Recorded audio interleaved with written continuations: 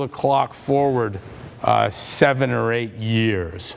And I'm at a cert in Brooklyn, and I'm watching Pat Sherwood, your flow master today. I'm watching Pat deliver this material, and he's coming up, and you know, at first we'd had 4 models and this one, but it's not really a model. It was different. It was kind of a casual observation, I'd call it now. But I was never sure how I could integrate this understanding that felt profound with what it is that we were doing here. It kind of, it felt weird to me, and I'll come back to that and show you how this resolved. But in the meantime, in watching Pat deal with this, I had a acute understanding that had come on the heels of another understanding. Let me just go back to these 3 and show you something really cool. Is there a way to unify these concepts in something that is readily measurable with some accuracy and precision? And the answer is yes. It looks like this.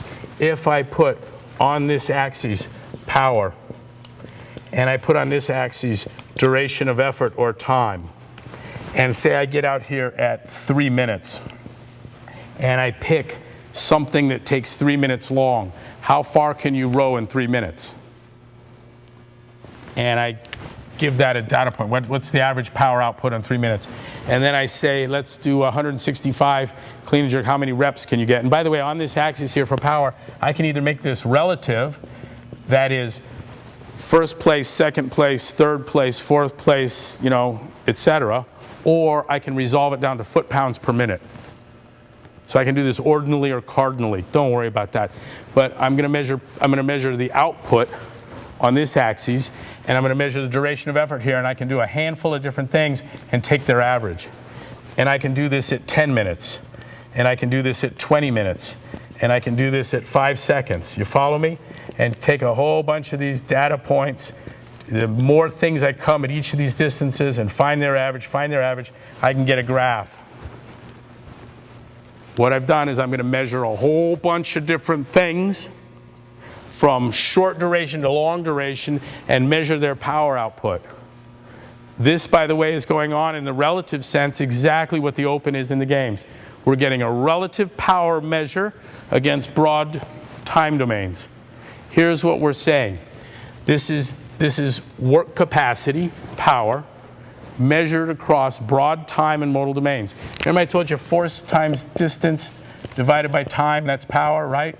This piece up here is work capacity. How much work and how much time, what does it resolve to in power? I can graph that, it turns out. Nobody can stop me. We can graph that. What I'm going to tell you is that the area under your curve is your fitness.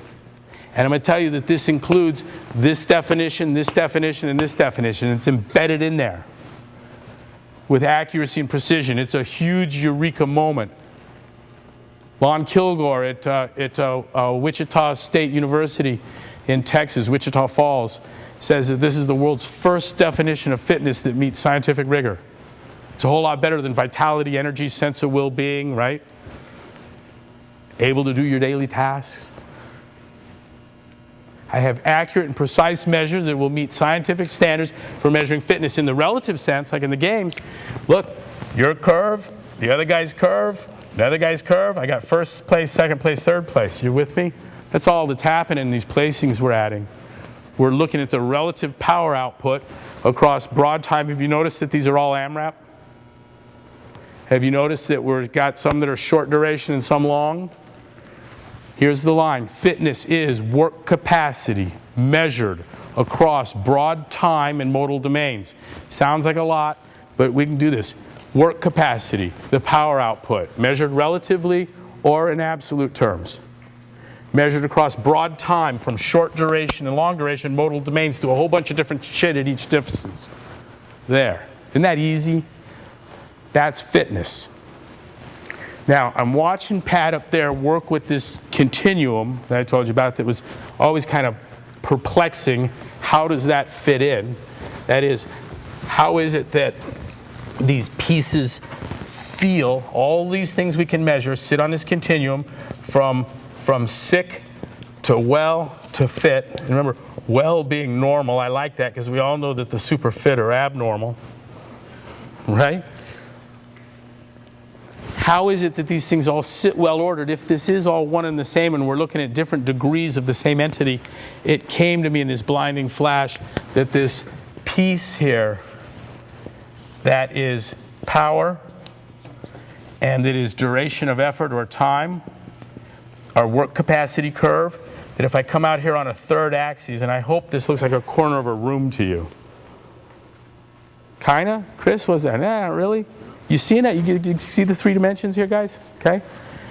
That if I put age on this axis, and if at every point in your life I measure your fitness, and I get a curtain eventually that comes out here, and I go from a 2-dimensional piece to a 3-dimensional solid. Are you seeing that? That's a curtain, if you will, coming from the corner of the room, drooping down. And what I'm going to tell you is the volume under this curve is health. We have here an accurate and precise measure of health. How does this work? Is it intuitively gratifying? Let's go back to the 2-dimensional model in fitness. We're saying that your area under the curve is your fitness. Now, fitness has been other places and times measured by things like lactate threshold, right? VO2 max, other things. Let me ask you this, and let's use our assumption of looking for a broad, general, inclusive fitness. Would you take a decrease in work capacity for an improved lactate threshold? No. Here's what I'm telling you.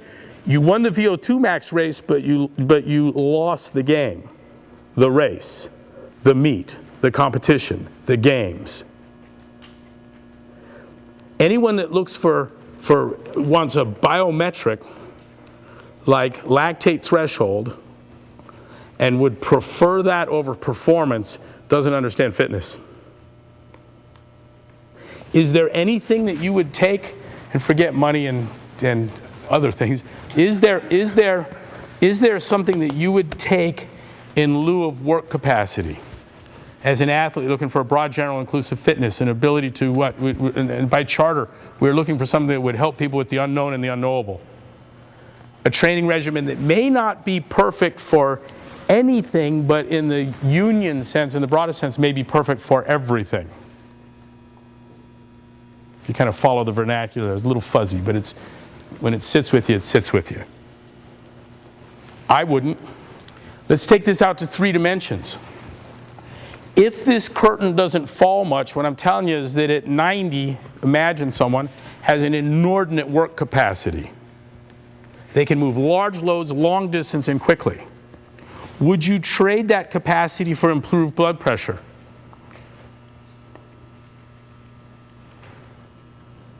There's only one place where you would, if your blood pressure was so fucking bad that death was imminent. But I'm still moving good, doc. That's okay, sit down. But that really doesn't happen to people. That's not the problem. That's not the problem. Here's what the trade-off really looks like. Would you like to be fully functional? And look, I'm using that in our sense again. That is the ability to move large loads, long distance quickly. To be capable within this realm of movements that are categorically unique in their ability to design to deliver power. Would you trade that for improved biometrics? I picture this. Imagine you're 90 years old and you get on your Harley, you go pick up your girlfriend, you ride 100 miles of rodeo, and as you're parking the bike, someone says something to him and kicks a little dust on, and you kick his 20-year-old ass. Enjoy the rodeo, toss some beers, go back home, and what a great night. Would you trade, but suppose they say, well, but you got high blood pressure and your cholesterol is a little off, and I don't like your triglycerides or your HbA1c, and 5 other things are wrong that you've never heard of. And I can prove all of those, but suppose here's the trade-off. You're going to be sitting in a convalescent hospital watching Oprah all day and being fed fucking green Jell-O off a plastic spoon. But the biometrics are good. We got your blood pressure under control, your cholesterol under control. I hope you see a conflict of approaches or realities here, because it's real. This is an accurate and precise estimation of health. It's a measure. You could pick others. Go ahead. But I think that most of us, if we really start thinking about it, what you really want to be able to do throughout your life is maintain functional capacity. and that things like cholesterol and blood pressure and triglycerides and other things that the doctors are looking at and talking to you about are useful to us only if they avoid a sudden demise that stops me from doing those functional things I want to do. Ultimately, the name of the game should be, for most of us, to stay out of the convalescent home as long as possible. To do all those things you want to do as long as possible. And a definition of health that doesn't include that has fallen short of the mark. We got one here that not only does not fall short of the mark, but is exactly the mark. I want functional capacity. We've got a piece here, we've got this relationship now where fitness, and I like this, that fitness is to health, let's do that, is to health in the way that weather is to climate. You got that?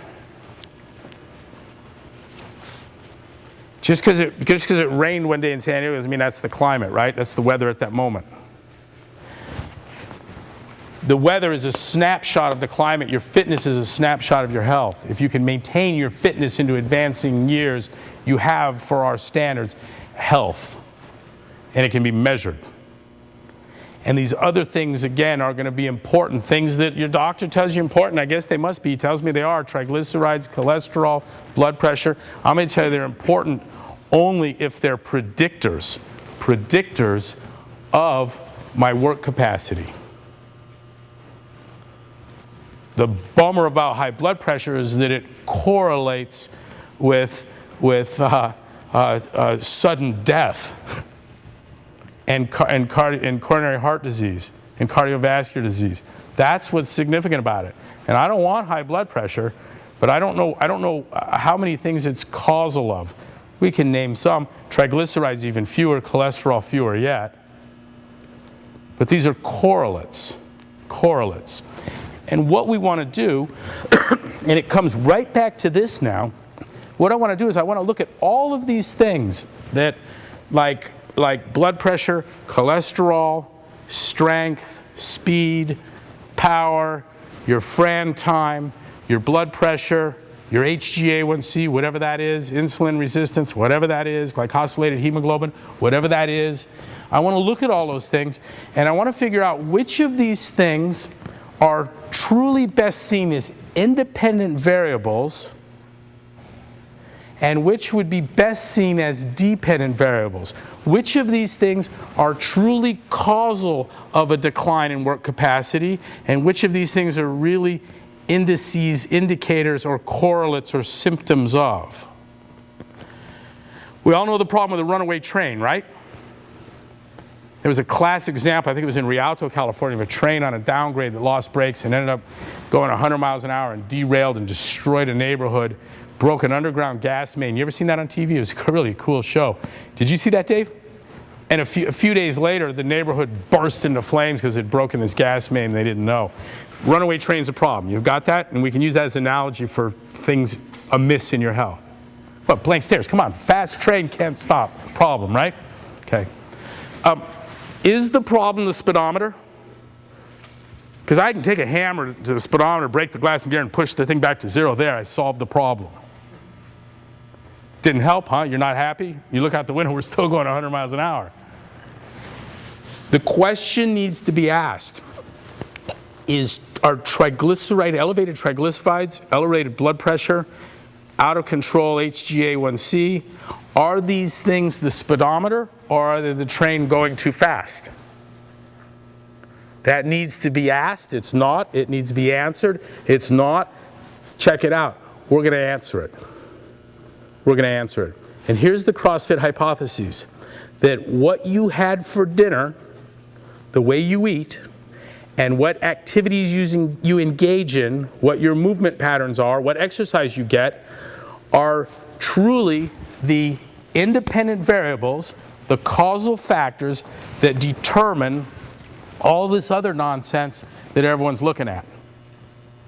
Triglycerides, cholesterol, HbA1c, blood pressure, body composition, coronary heart disease, obesity, diabetes, cancer. You following the bouncing ball here?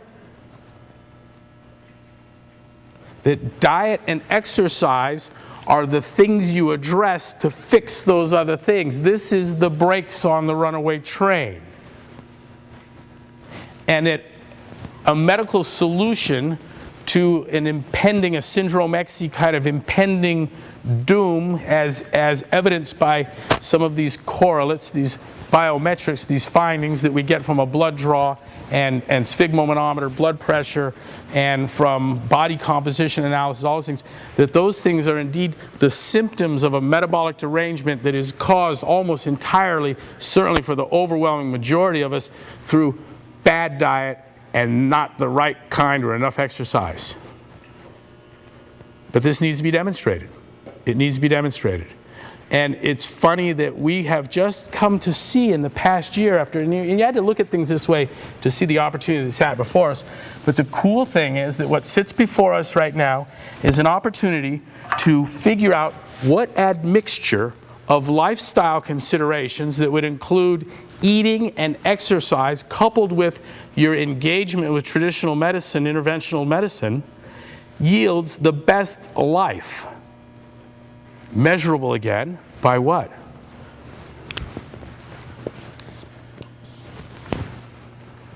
Work capacity, measured across broad time and modal domains throughout your years. Health. Health. And this is a huge, huge bit of turf. And what it does for all you trainers out there, it puts you in the position of really being the sole arbiters, the delivery vehicle for preventive medicine. Here's how we kind of sum this up. And we developed this with our doc. Will Wright, raise your hand. Interventional radiologist, lifelong friend of mine, and on the CrossFit staff is our doctor heading our medical sciences division. Your doctor is a lifeguard, not a swim coach. So he's sitting there in his chair at his lifeguard station, and someone's gone down 3 times, he goes into action, right? Do you need a swim coach at that moment? No, you needed a swim coach. Now you need a lifeguard. You guys are the swim coaches. And CrossFit is a technology house, a lifestyle technology house, that is going to mine best practices from this community to find out what it is that maximizes work capacity across broad time and modal domains throughout your ages. Health. Health. And when you're in crisis, you need a doc. You come to me, we throw, in Santa Cruz, we used to at the end, we quit doing it because I didn't need to test your blood pressure. I could tell you what it was by looking at you and working with you.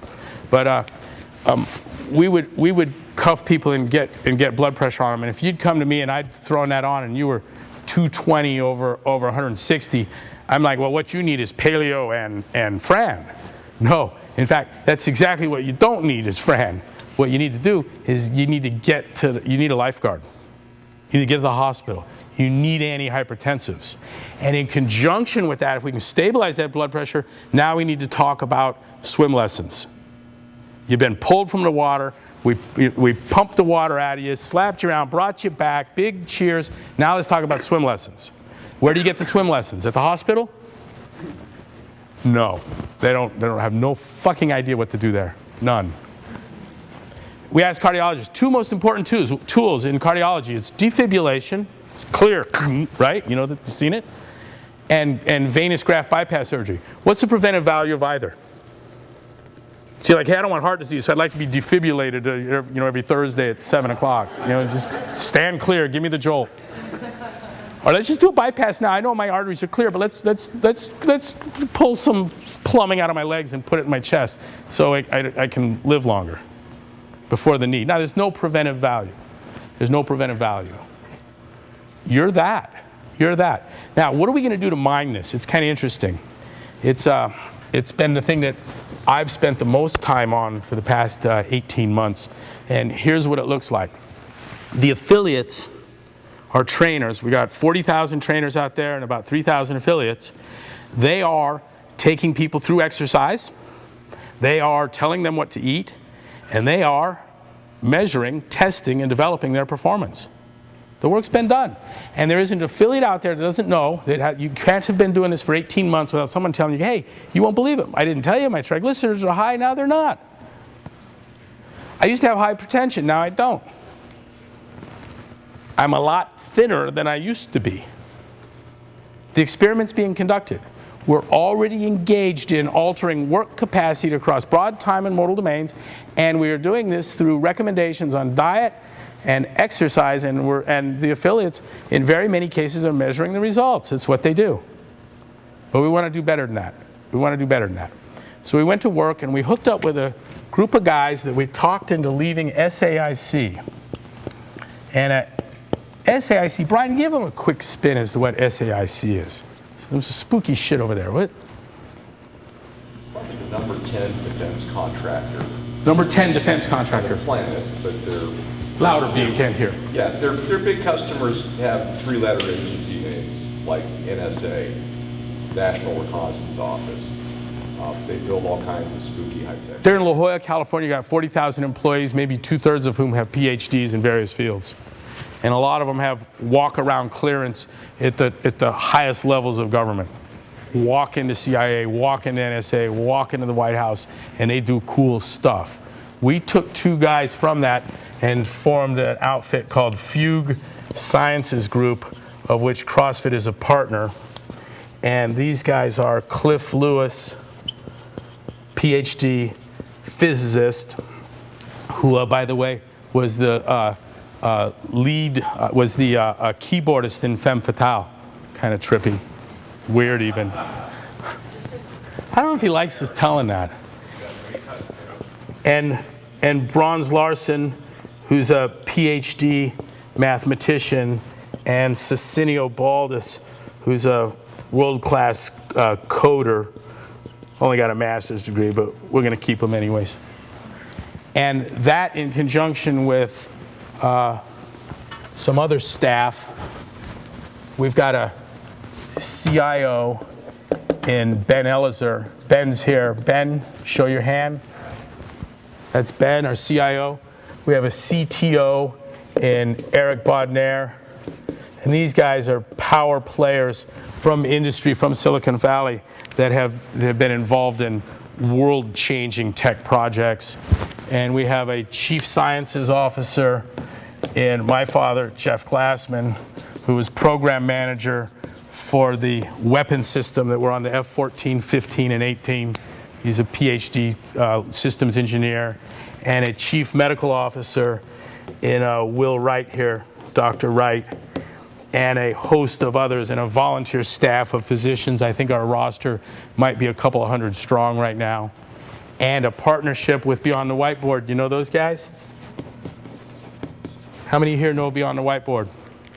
Yeah, they're bringing them in-house. We're merging with them. They got 1 million workouts in the can right now. And what we're going to do is start mining this data, and the process is already underway. And we're going to find out what admixture of what you had for breakfast, what workout you did yesterday, what your Fran time is, and cholesterol, blood pressure, triglycerides. We're going to answer the question, which of these things is causal, which is correlative, which is what made the train run away, and what is that's just an indicator of that runaway. And this is a revolutionary, extraordinary project. And it puts the affiliates and each of our trainers into a whole different space, a space that no trainer has ever been before, not quite cognizantly. Now what's cool is those of you that are training, my affiliates, the people that are here doing the work, doing the training, they know of this impact, they know of this relationship. But the rest of the world doesn't. And we don't have the scientific footing to propagandize this thing and take it home to the masses and to give the trainers the confidence they need and to prove to the rest of the world that your best chance at a healthy life involves not 3-time-a-year doctor visits, unless you're in some acute crisis, but lies in getting yourself to a CrossFit gym and learning functional movement and learning how to eat right. That's your best bet. And it may just be that we never put the docs out of business. We don't want to do that. But what I'd like to do is create a business where they're applying, where Will's doing what he does, not on 45 and 50 and 55-year-olds, but where his patient load looks like 90, 95, and centenarians. Just move it down the road. You see the value in this? And we're going to bring that to you. We're a couple of $1 million into this and committed well beyond that.